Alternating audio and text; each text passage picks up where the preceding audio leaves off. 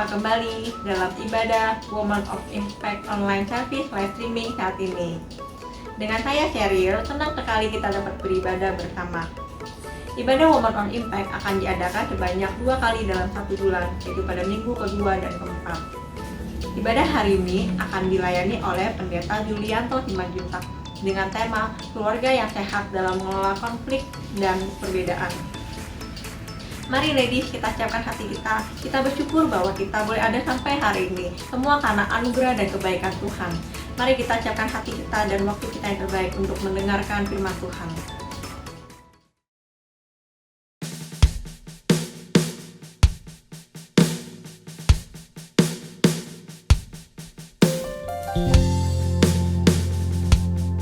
Engkau yang tahu ya Tuhan setiap keberadaan kami hari-hari ini. Saat ini ya Abah, kami bawa setiap penyembahan kami di hadapan-Mu. Kami bawa pengharapan kami di hadapan-Mu ya Tuhan. Mata kami hanya tertuju pada Tuhan Yesus, melebihi segala-galanya ya Abah. Thank you Lord. Ajakku untuk selalu menyembah-Mu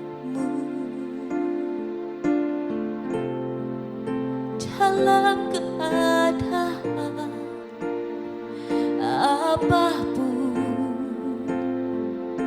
yang terjadi dalamku.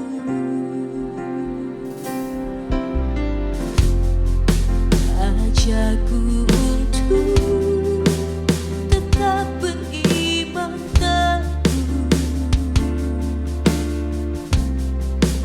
walau dalam lembah yang gelap, kesesatan hati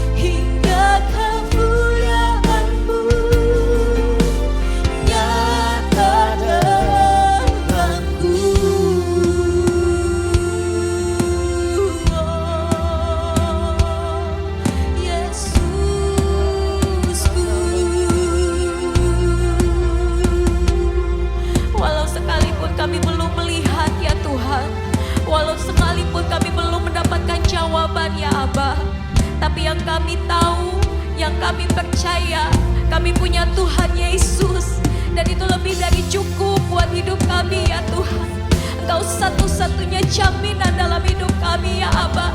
Kami belajar berserah ya Tuhan, berserah, berserah dalam hadirat-Mu ya Aba.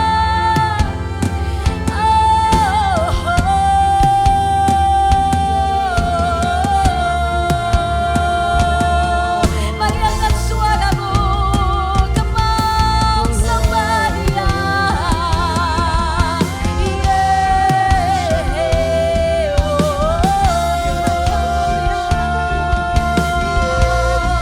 Ini yang kami tahu ya Aba, ini yang kami percaya ya Tuhan. Ya Rabbashanda ya Rabbasyidi, bahwa setiap kami bawaku untuk melihat kemuliaan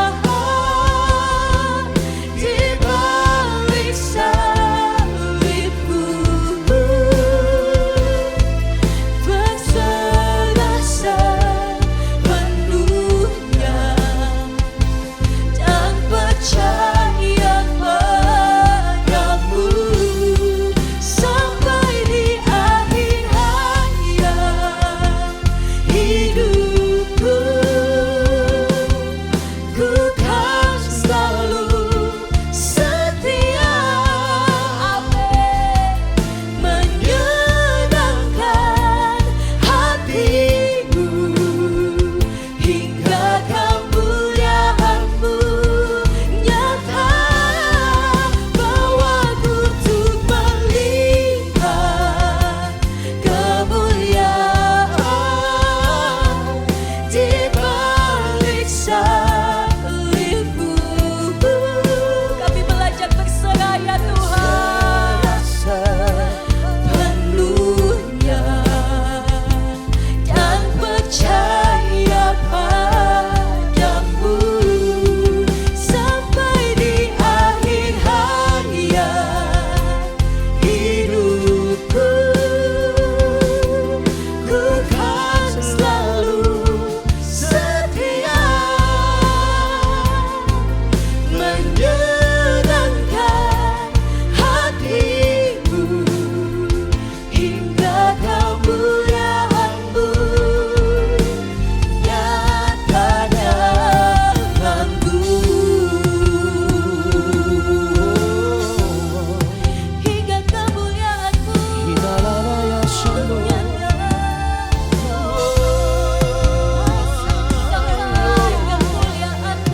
nyata. Setia, kami gak akan menyerah ya Aba. Kami akan terus bertahan di dalam Engkau, sebab Engkau Tuhan yang berjanji memberikan kebenaran buat setiap kami ya Tuhan. Pengharapan di dalam Engkau tidak pernah mengecewakan setiap kami ya Aba. Ini iman percaya kami ya Aba. Syadara ya Raba, ya Rabo, syadara ya Rabo, syadara ya Raba, ya Rabo, akan sembah ya Sanda.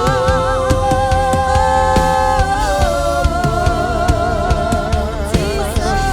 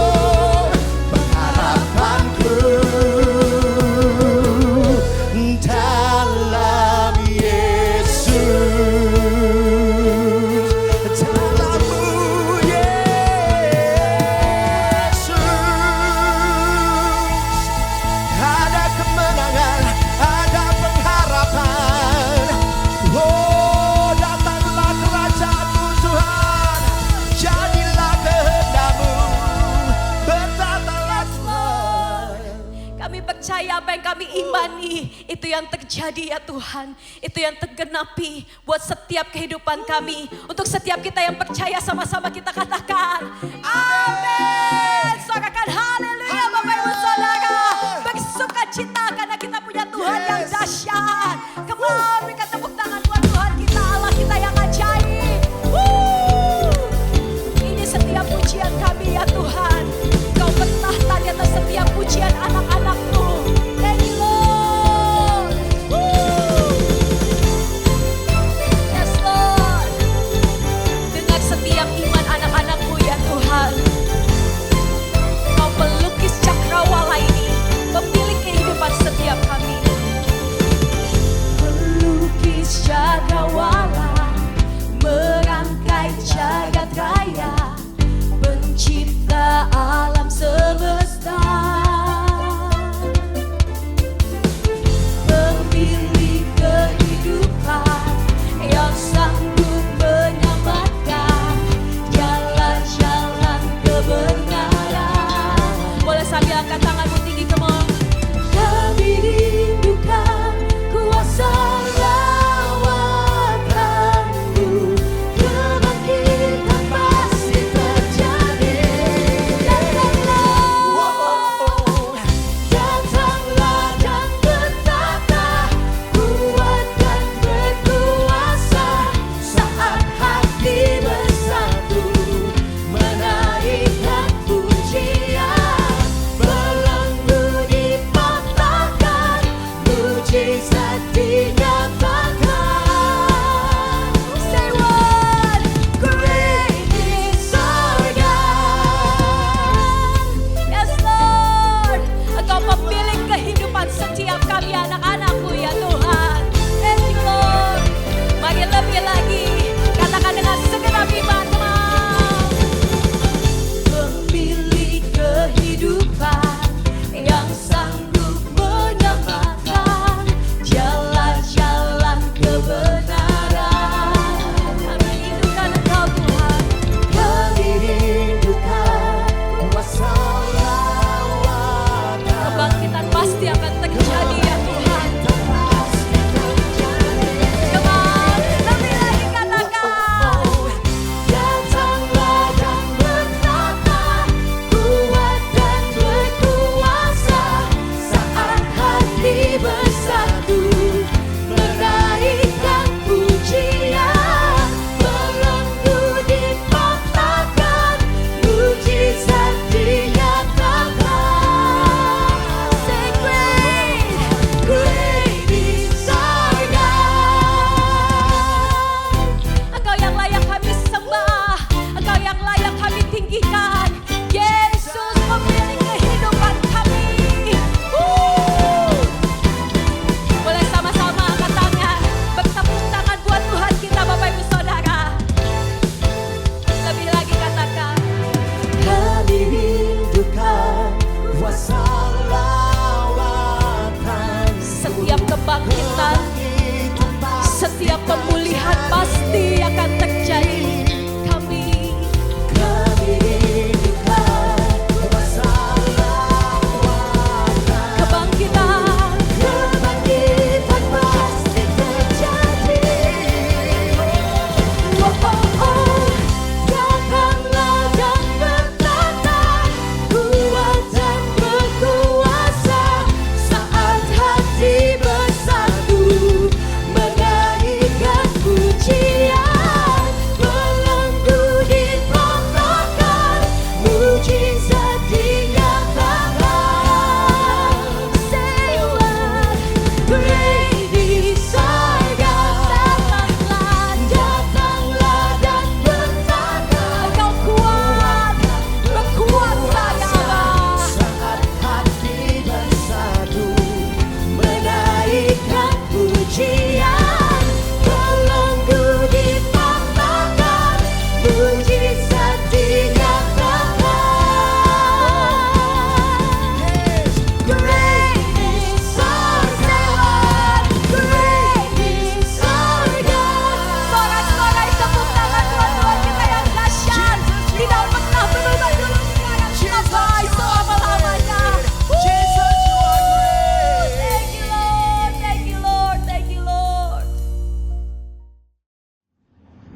Komunitas Women of Impact yang kami kasihi di dalam Tuhan, senang sekali kita akan membahas satu tema berantam yang sehat. Bagaimana kita mengelola konflik dan perbedaan di dalam keluarga dan pernikahan kita.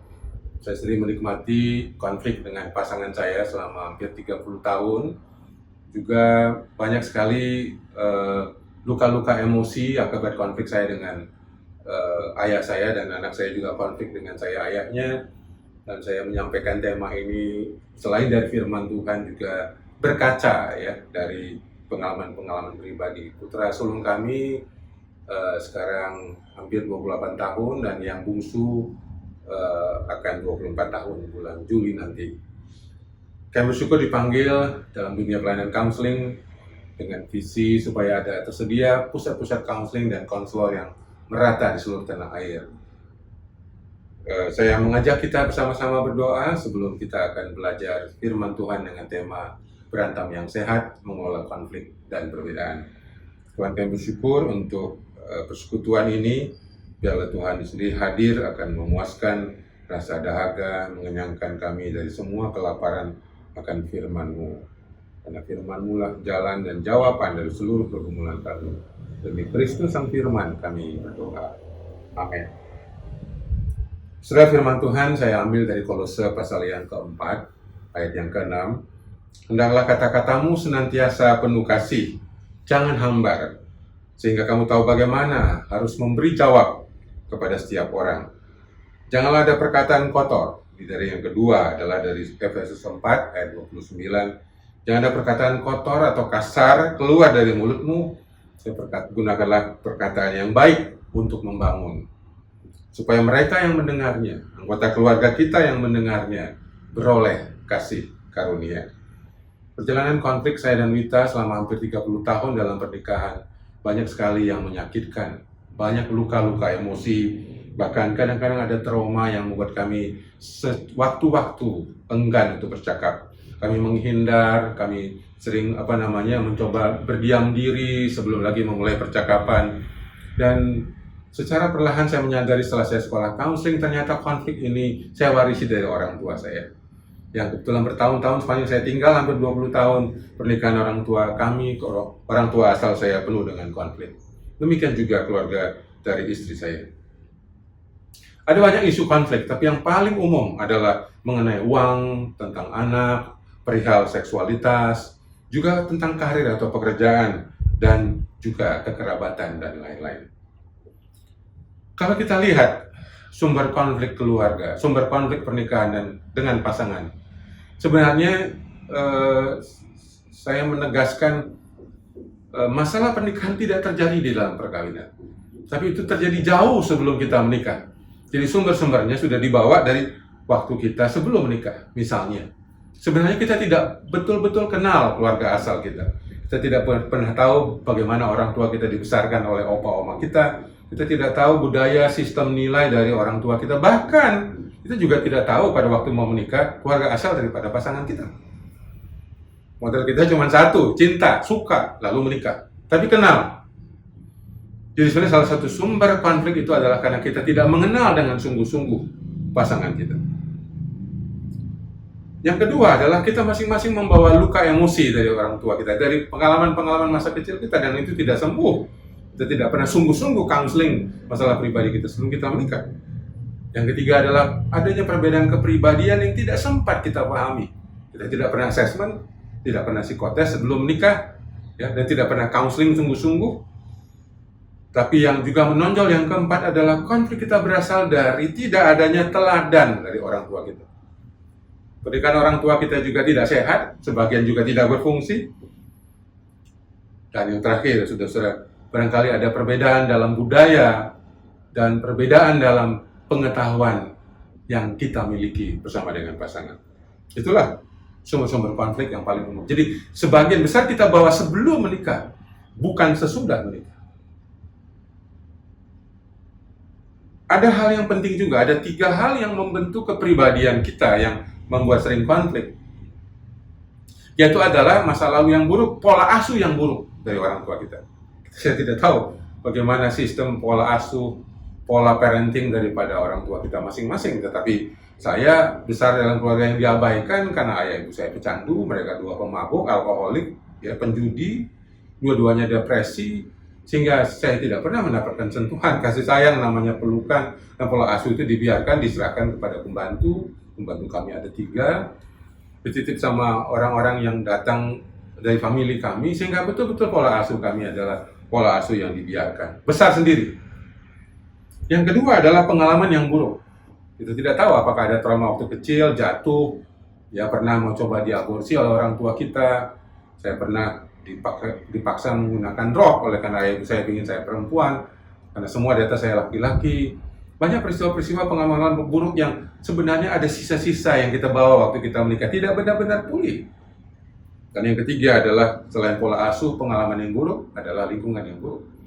Besar di asrama polisi yang di kiri kanan itu banyak pasar, ya, orang-orang jualan dan banyak preman di sana yang tidak kondusif. Ya, asrama polisi begitu banyak kami sesama anak polisi yang hidupnya liar, nakal, suka mencuri, mengganggu anak orang. Abang-abang saya membawa senjata ya kami dalam lingkungan preman yang membuat lingkungannya tidak sehat. Dan firman Tuhan berkata, pergaulan yang buruk bisa merusak kebiasaan yang baik. Itu sebabnya ada hal-hal yang kita harus sadari, kita tidak sepenuhnya kita salah dengan masalah pribadi kita. Pasangan kita juga tidak sepenuhnya dia menjadi seorang pemarah, menjadi seorang yang egois, karena dia juga dibesarkan dengan pola asuh dari orang tuanya. Jadi kita tidak boleh menyalahkan diri kita sendiri atau menyalahkan atau menghakimi pasangan kita. Sebab kita punya masing-masing punya latar belakang. Ya, tidak bisa kita kontrol, apalagi itu terjadi di bawah 6 tahun misalnya. Kita perlu juga belajar ada unsur-unsur utama komunikasi yang perlu kita pahami.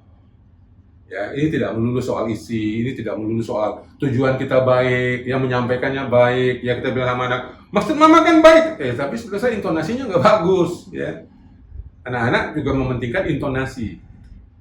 Ya, itu ya kamu nggak bisa dibilangin, kamu harus lebih rajin belajar tahu. Nah itu muka kita udah nggak menyenangkan, ekspresi. Ya, jadi bagi anak-anak kita tidak hanya cukup motivasi kita baik, tujuan kita baik, tapi juga isi, ya, pilihan kata. Ya, kita harus kaya dengan vocabulary. Jangan menasihati anak dengan kata-kata itu saja. Misalnya ya, jangan lupa siapin PR, besok-besok jangan lupa bikin PR, besok-besok jangan lupa bikin PR. Bikinlah variasi isi. Ada tanggung jawab di sekolah anak besok, gitu ya. Ada yang perlu mama bantu besok untuk pekerjaanmu, gitu ya. Ya, ada sesuatu yang dikasih tahu oleh guru. Jangan lupa bikin PR, jangan lupa bikin PR. Itu bagi anak-anak milenial, anak-anak Gen Z itu kata-kata yang berulang itu sangat membosankan, ya. Dan juga intonasi, ya, saya sudah tekankan tadi, bagaimana cara kita mengucapkan itu, intonasinya sangat menentukan. Tinggi, rendah, ya, bagaimana kita menekankan ekspresi wajah, ya, hangat, ramah, atau marah, kasar, wajah yang kekecewa, sedih, itu tidak bisa kita pungkiri bahwa anak-anak kita, pasangan kita melihat, meng-capture, ya, wajah kita. Belum lagi soal situasi.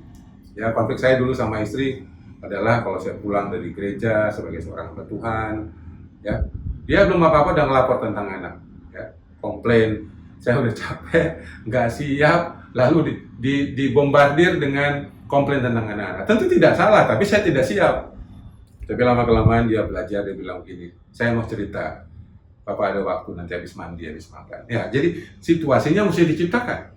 Bisa saja sambil makan, mungkin sewaktu-waktu mencoba keluar rumah, ya, tidak ada anak-anak di sana, ya, tidak dalam kondisi yang sangat lelah, misalnya, ya, itu sangat penting. Hal penting lainnya adalah ekspektasi, harapan.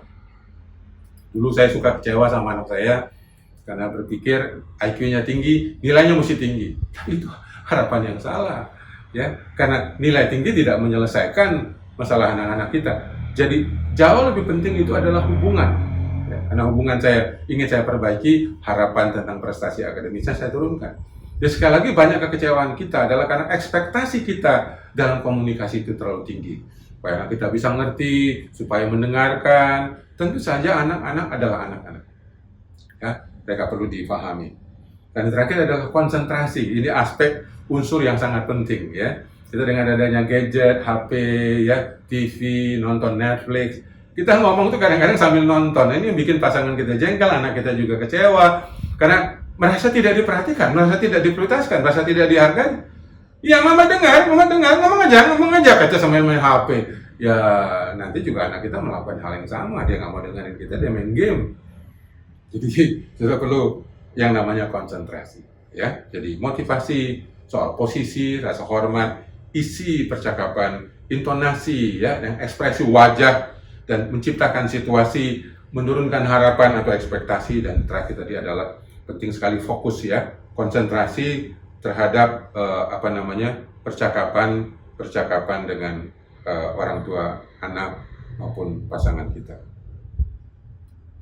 Justru yang dikasih selanjutnya adalah ada 3 prinsip dasar, ya, berkomunikasi.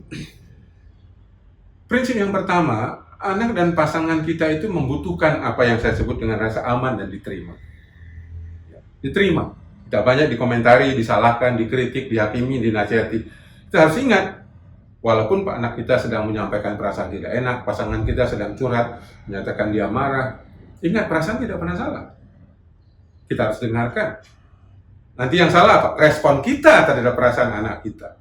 Respon kita terhadap perasaan anak kita, itu yang bikin masalah. Ya, anak kita bilang, aku lagi marah nih dengan temanku di sekolah. It's okay. Kita bilang, mama kalau digitukan juga marah. Jangan gitu aja kok marah. Ya, nggak boleh marah-marah. Nah, susah, perasaan itu tidak pernah salah. Yang kedua adalah, kita kalau memberikan teguran harus bijaksana. Ya, membangun, konstruktif. Yang boleh ditegur itu adalah kelakuan, ya, keputusan, perbuatan yang mengganggu. Misalnya, mama sedih, kamu udah main game 3 jam, kamu tidak berhenti. Itu bagus. Tapi jangan bilang, kamu sudah dibilangin, kamu memang anak yang nggak bisa dibilangin, ya. Kamu anak yang keras kepala, tegar tengkuk. Nah, itu udah menyerang kepribadian, itu tidak boleh. Ya. Terus yang ketiga adalah membudayakan komunikasi yang sehat. Nanti saya akan sampaikan apa itu budaya komunikasi yang sehat. Yang pertama, saudara, kita perlu belajar untuk menghargai, ya, perasaan, pendapat, opini, harapan dari anak-anak kita atau dari pasangan kita. Walaupun kita belum tentu setuju, ya, tapi kita bisa terima dulu sebelum mengubah perilaku mereka. Ya. Misalnya anak-anak kita, mereka mengatakan, "Ma, aku bosan, aku capek di sekolah, aku mau main game." Nah, itu kan perasaan, capek, bosan, ingin main game. Ya, kita bilang, oke, mama mengerti. Mau paham kamu capek, kamu bosan. Oke, tapi kamu main cukup 1 jam. Kalau diminta 3 jam, ya Anda boleh mengatakan, mama tidak begitu setuju. Ya, tolonglah coba kamu belajar disiplin. Ya, jangan bilang begini, bosan semua juga, orang juga belajar, semua juga kerja, emang nggak mau aja yang bosan. Nah, itu udah nggak sehat. Ya, itu nggak sehat. Karena anak-anak ingin sekali sebenarnya dia diterima, ya, dianggap, bukan diremehkan. Nah, saudara yang kekasih dalam Tuhan, itu prinsip yang pertama. Prinsip yang kedua adalah kritik yang sehat, ya, teguran yang bijaksana. Kita hanya boleh sekali lagi mengkritik hal-hal seperti perilaku, keterampilan, keputusan, perbuatan yang mengganggu kita. Tapi tidak boleh kepribadian. Kamu memang malas, kamu memang nggak bisa dibilangin, kamu anak yang nakal, kamu anak yang bodoh. Itu sudah menyerang kepribadian. Itu sangat melukai. Ya, itu sangat melukai. Itu merusak karakter anak-anak kita. Membuat nanti dia menjadi minder, membuat dia menjadi pemarah, membuat dia menjadi pemalu, ya. Sekali lagi yang boleh dikritik itu adalah perilaku, keputusan, sikap, keterampilannya, bukan kepribadiannya, bukan emosinya, ya. Kamu cengeng, itu nggak boleh, itu sudah menyerang emosi anak kita. Jadi, sekali lagi, anak-anak kita bisa bikin salah, tapi dia bukan kesalahannya. Pasangan Anda boleh bikin salah, tapi dia bukan kesalahan. Kita harus membedakan. Pasangan kita lebih besar daripada kesalahannya. Ya. Anak-anak kita lebih besar daripada keputusannya. Sama, mungkin mereka juga bisa bikin masalah. Anak-anak kita bisa bikin masalah, tapi dia bukan masalahnya. Anak saya bikin masalah karena dia pecandu game 7 jam sehari. Tapi anak saya lebih besar daripada game. Dia tidak sama dengan game. Ya, anak saya menyatakan diri tahun 2014 sebagai seorang ateis. Dia tidak Kristen.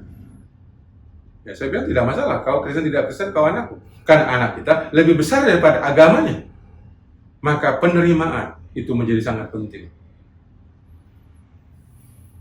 Ya, ini sangat penting. Kita fokusnya bukan pada buah.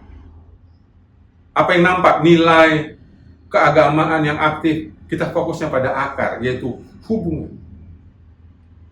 Sekali fokusnya pada proses, bukan hasil. Fokusnya pada akar, bukan buah. Ya. Dan fokusnya kepada kelebihan anak kita dan pasangan kita, bukan kepada kekurangan. Ini akan membuat anak kita punya motivasi untuk berubah. Ya. Membuat pasangan kita juga mempunyai motivasi untuk mengikuti apa yang kita inginkan. Fokus pada kelebihan itu menjadi sangat penting. Untuk menghindari konflik, kita selalu fokus kepada kekuatan, keistimewaan, kelebihan, ya, kekuatan daripada anak-anak kita, daripada pasangan kita.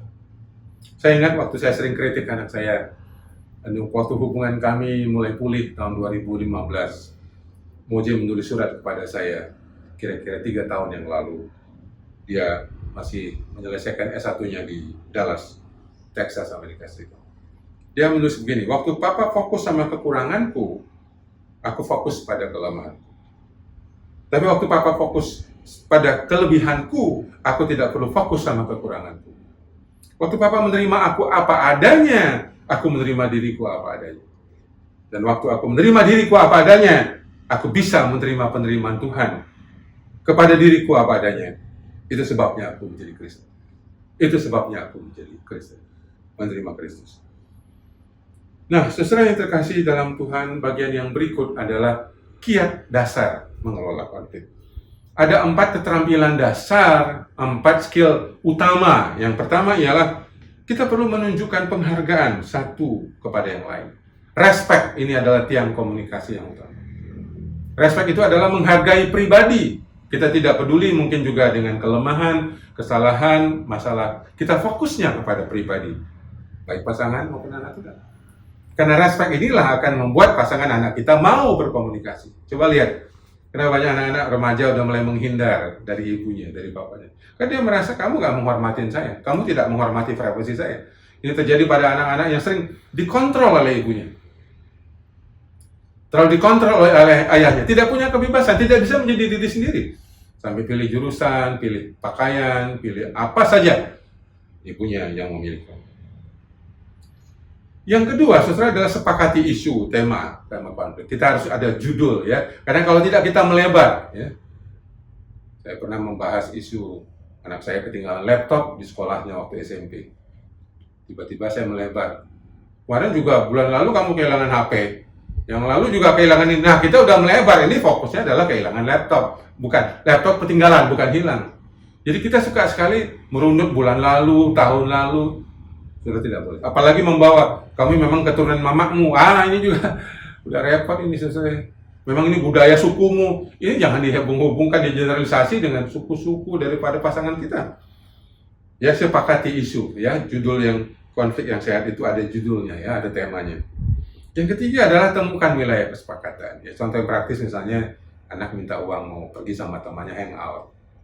Ya, Anda sebagai ayah mau berikan 200.000. Istri Anda bilang 100.000 aja Pak, kebanyakan itu kan cuma ngopi sama makan kue. Ya bikinlah kesepakatan, ya, yang 200 turun 50, yang 100 naik 50. Kan lebih ada damai, ya, lebih lebih realistis. Ya jangan yang pokoknya 100.000, pokoknya aku tidak setuju. Nah, Anda perlu lentur, ya. Kelenturan itu sangat membantu proses komunikasi itu menyenangkan.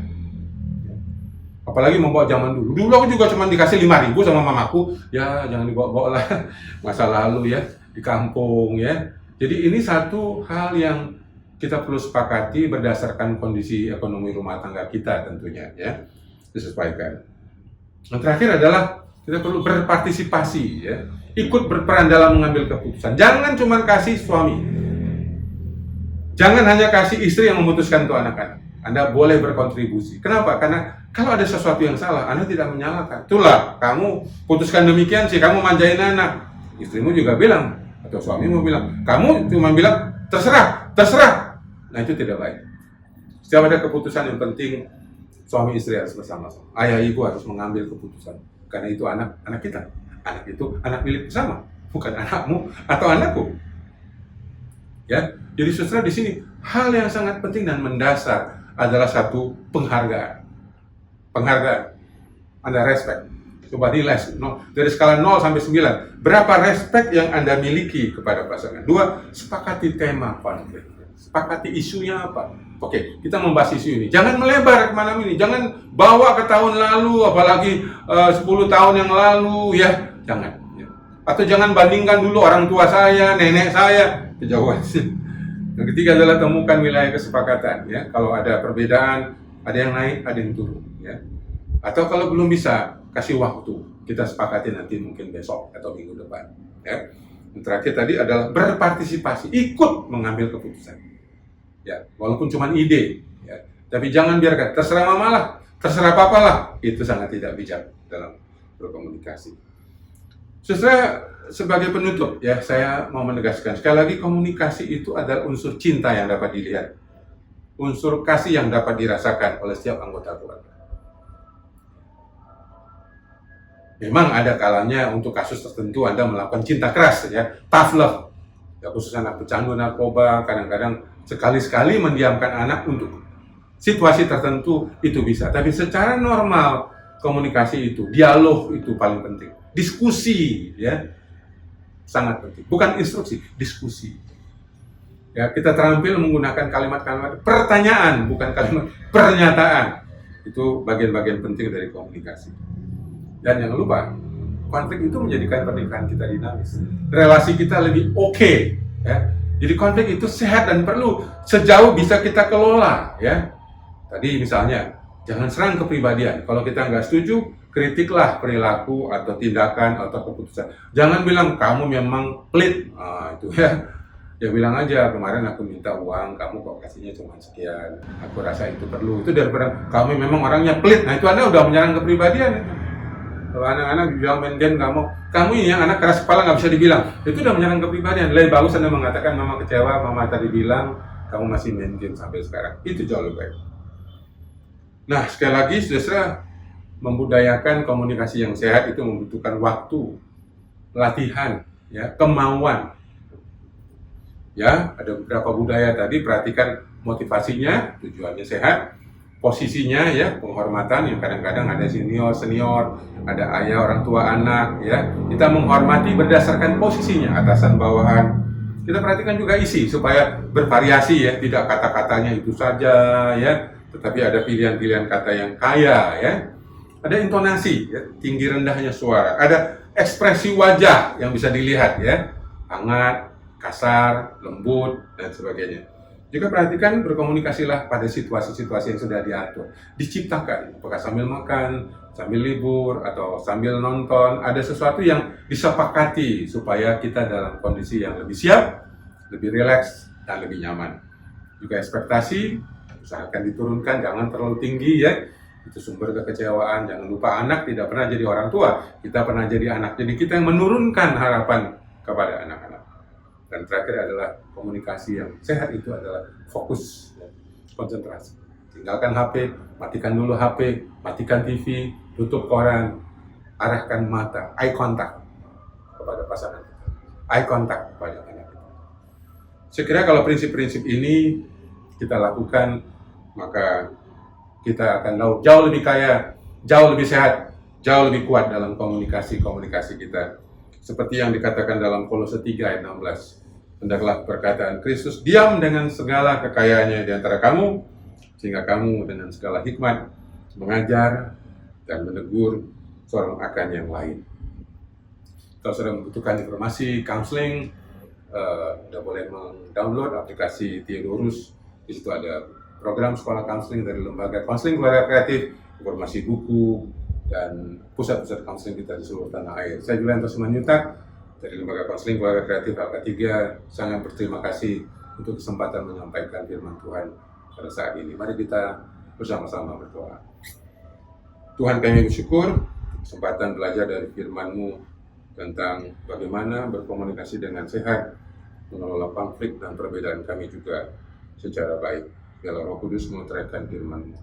Dalam nama Tuhan Yesus kami berdoa. Amin.